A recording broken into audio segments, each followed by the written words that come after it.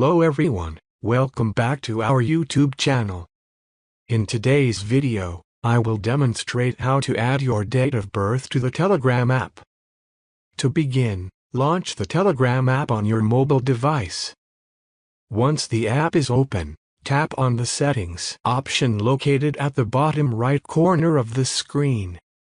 In the Settings menu, tap on the Edit option in the top right corner.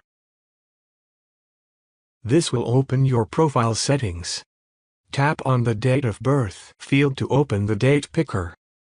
Select your date of birth by choosing the day, month, and year from the respective drop-down menus. Once you have selected your date of birth, tap on the Done button in the top right corner of the screen. By following these simple steps, you can easily add your date of birth to your Telegram account.